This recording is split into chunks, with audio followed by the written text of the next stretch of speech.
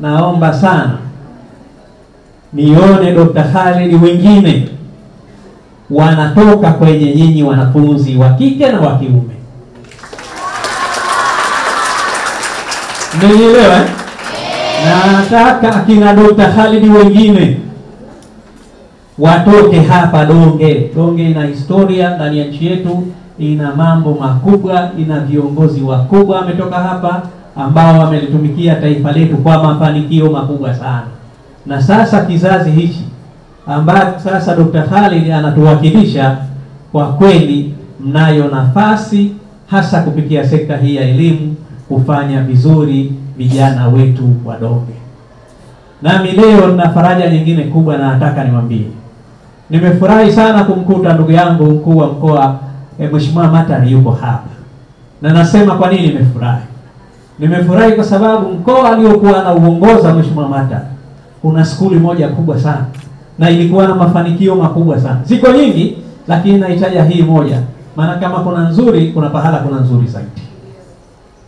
Huyu alikuwa anaongoza mkoa wa Kusini Pemba kwa muda wote tukiwa tumeanza serikali ya awamu ya 8, lakini ndani yake kuna skuli ya sekondari ya Fidel Castro iko ndani ya mkoa wake. Na nadhani mlikuwa mnaona matokeo ya Fidel Castro. Ziko shule nyingine nyingi tu, Madungu, Dr. Salim, ziko nyingi zinafanya vizuri. Lakini nahitaji moja tu ya Fidel Castro. Fidel Castro, ukiangalia Fidel Castro mwenzake wanayefanana ni Lumumba.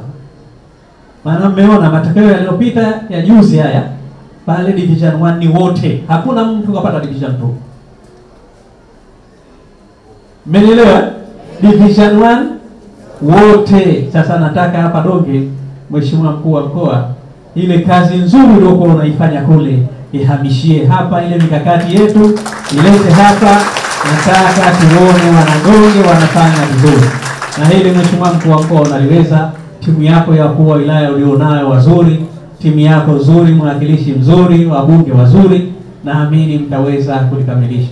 Nasi serikali tukuahidi tutakupa ushirikiano mkubwa sana kuhakikisha unaweza kulikamilisha hili.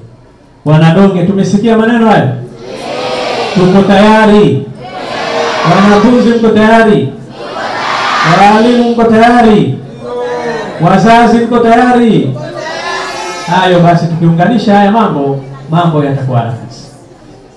Sasa vijana wangu wanafunzi, iftari hii wakati tunaiandaa, Mheshimiwa Rais alisema basi kama angalia iftari tuwapelekee wale vijana. Nasema basi wacha tumsikilize mwenye sekta waziri wa elimu, mama yenu huyu. Akasema kama unapeleka kule iftari, nikauliza vijana wanapenda. Maana tujue kana pengine tungeleta tambi, tungeleta majimbi, tungeleta mhogo. Lakini akanambia vijana kitu wanachokipenda, wanapenda wali maharage. Ni kweli? Maana huko kote nilikopita, Pemba kote tumeenda na Unguja tumeanza leo mkoa wa Mjini. Kila ninapolisema neno hili sirudi mara ya pili. Message ya vijana inatosha kuona kwamba hii ni kweli.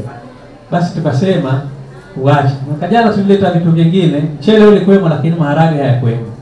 Mara hii tumesema basi tulete hapa mchele polo 20 na kilo 100 ya maharage. Naamini iftari hii itaongeza nguvu na itawasaidia vijana wetu ili waweze kupata nguvu ya kusoma, lakini kuendelea na masomo yao kwa umakini mkubwa. Lakini nataka nitumie nafasi hii kuwashukuru sana walimu wetu. Kwa kweli walimu wa hapa Donge Sekondari na wa maeneo mengine tunawashukuru sana kwa kweli kwa kazi nzuri ambayo tuwajenge vijana hawa. Sisi tunaondoka, lakini kesho yake makamu wa pili atoke huku Donge, na ikiwezekana awe mwanamke. Ikiwezekana awe mwanamke. Kina baba mnasemaje hapo?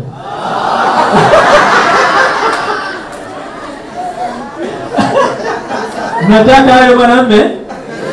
Na sasa mimi nasema Kina baba wao, mheshimiwa rais akiondoka, rais atoke donge tena awe mwanamume. Sasa mnakataa pia hiyo? Sasa nyinyi mnataka awe rais na makamu wa pili mwanamume. Sasa tena bado mmekataa.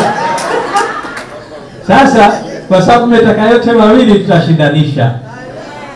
Mtawasikiliza wanawake. Hapa rais, unajua sasa hivi rais wa jamhuri ni mwanamke. Si ndivyo? Kina mama wanaweza. Waziri wa elimu mwanamke. Si mnamuona?